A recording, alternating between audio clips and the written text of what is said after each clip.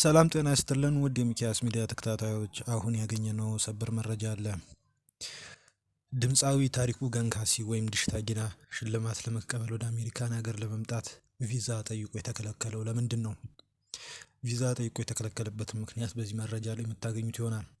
ታሪኩ ገንካሲ ያልተጠበቀ ምላሽ በመስጠቱ ምክንያት ቪዛውን ላያገኝ ችሏል።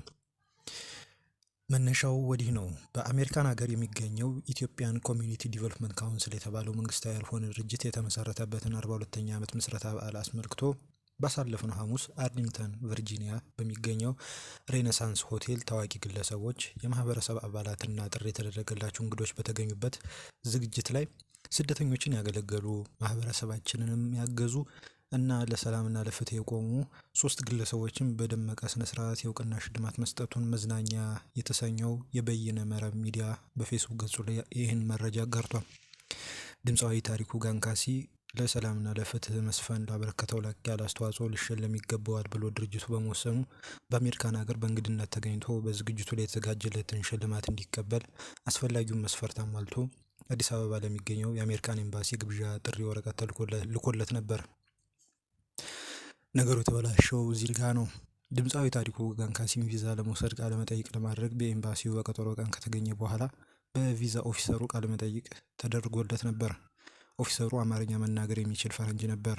ታሪኩንም በአማርኛ ለምንድን ነው ወደ አሜሪካን ሀገር የምትሄደው ብሎ ሲጠይቀው ታሪኩ አሜሪካን ሀገር በቋሚነት ለመኖር ብሎ ይመልስለታል።